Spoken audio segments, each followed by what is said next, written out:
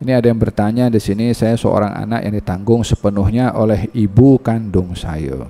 Sejak perceraian ibu dan ayah dah belasan tahun, dari saya 8 tahun hingga kini.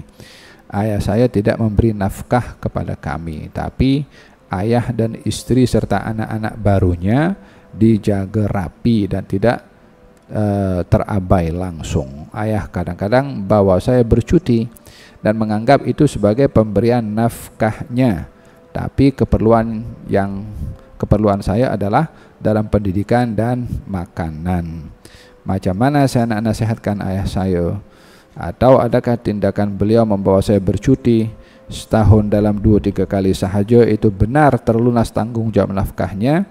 Mohon penjelasan. Nafkah ini daripada orang tua, khususnya daripada ayah kepada anak, merangkumi kepada pendidikan, makan minum, pakaian, dan tempat tinggal.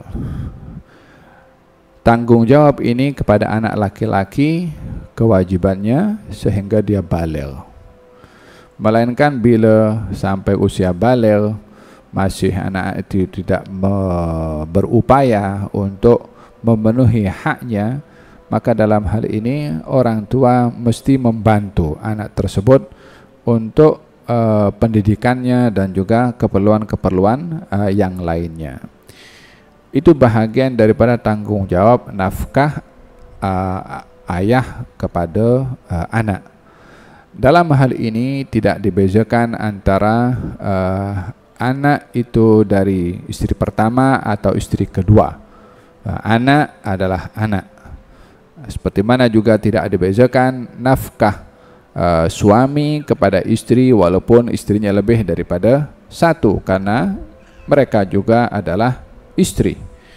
Maka dalam hal ini dalam syariat kita justru diperintahkan orang tua itu adil kepada anak-anaknya. Sawwu baina auladikum fil atiyah. Baginda bersabda, adillah kamu dalam memberikan pemberian hadiah kepada anak-anak kamu. Kalau saya boleh memberi kepada anak itu beza satu dengan yang lain, saya akan berikan anak perempuan lebih banyak daripada laki-laki, kata baginda Rasulullah. Tapi karena mesti adil, ya kena sama rata dalam pemberian daripada orang tua kepada anak-anak. Orang tua atau ayah yang memberikan kepada sebahagian anaknya lebih daripada sebahagian yang lain, ini ayah sudah melakukan perbuatan yang tidak adil dalam kewajibannya terhadap anak-anaknya yang mesti adil. Seorang sahabat bernama Nu'man bin Bashir atau ayahnya datang kepada Rasulullah, ya Rasulullah, saya ada hamba sahaya, ingin saya berikan kepada anak saya yang kecil.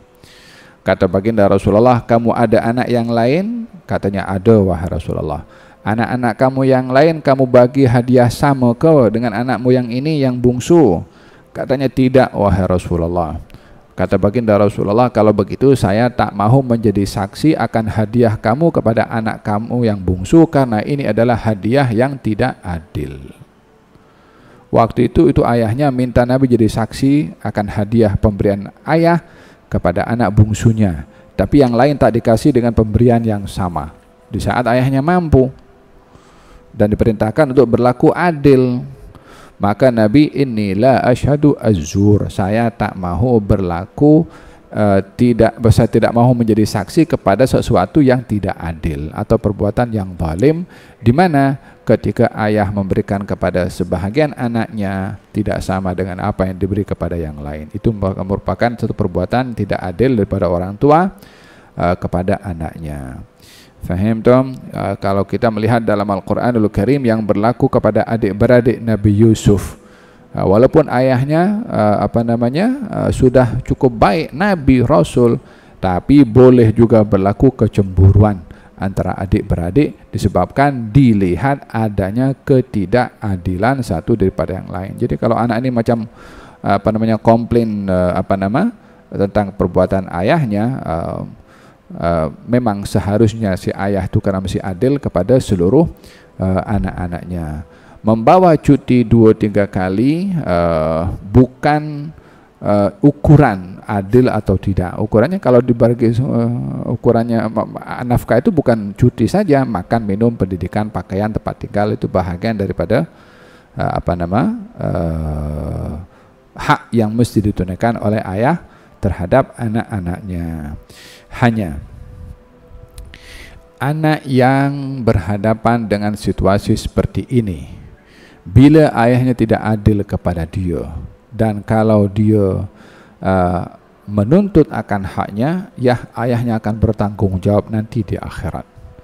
Tapi jika anaknya ingin memaafkan ketidakadilan si ayah, maka dia adalah anak yang berbakti kepada ayahnya dan berbuat ihsan kepada ayahnya, walaupun ayahnya tidak berbuat demikian kepada anaknya.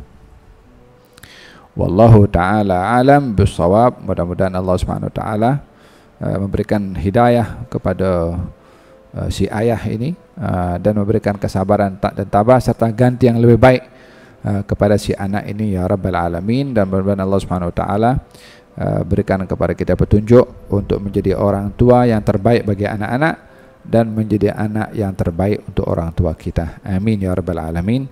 Sallallahu alaihi wasallam Muhammadin wa ala alihi wasallam. Walhamdulillahi rabbil alamin. Bisirril Fatihah. Bismillahirrahmanirrahim.